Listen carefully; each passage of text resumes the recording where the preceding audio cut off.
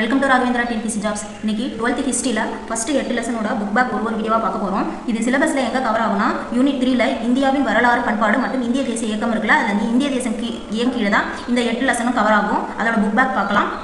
First லெசனோட first question, காந்தியடிகள் தென்னாப்பிரிக்காவில் இருந்து எந்த ஆண்டு இந்தியா திரும்பினார்னு கேட்டிருக்காங்க. எந்த ஆண்டுனா 1915.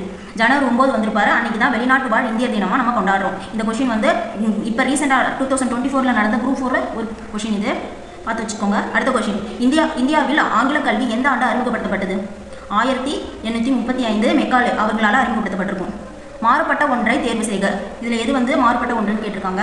ஃபஸ்ட்டு இருக்கிறவர் வில்லியம் ஜோன்ஸ், அடுத்தது சார்லஸ் வில்சன், அடுத்தது மார்க்ஸ் முல்லர், நாலாவது அரவிந்த் கோஷ். இந்த நான் ஃபஸ்ட்டு 3 பேர் இருக்காங்களே, இவங்க வந்து மொழி ஆய்வாளர்கள். இவர் வந்து தீவிர தேசியவாதியில் வருவார். அப்போ ஆர்ட் வந்து அதாவது மாறுபட்ட ஒன்று வந்து அரவிந்த் கோஷ் அவர்கள். 4வது கொஷின், சுயராஜ்யம் எனது பிறப்புரிமை, அதை அடைந்தே தீர்வேன் என கூறியவர். இது எல்லாருக்கும் நல்லா தெரிஞ்சதான், பாலகங்காதர திலகர். 5th கொஷின், பின்வருவனவற்றை பொருத்தி சரியான விலையை தேர்வு செய்க. பாலகங்காதர திலகர் எதுக்கு மேட்ச் ஆவார்னா கேசரி அவர் நடத்தின பத்திரிக்கை. அடுத்தது தாதாபாய் நவ்ரோஜி இந்தியாவின் குரல். இது மட்டும் இல்லாமல் இன்னொரு பத்திரிக்கை நடத்திருப்பார், ராஸ்குப்தார் அப்படின்ற பத்திரிக்கை.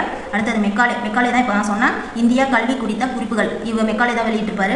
அடுத்தது வில்லியம் டிக்வே, அது வந்து மெட்ராஸ் டைம்ஸ். அப்போ ஆன்சர் வந்து 3142.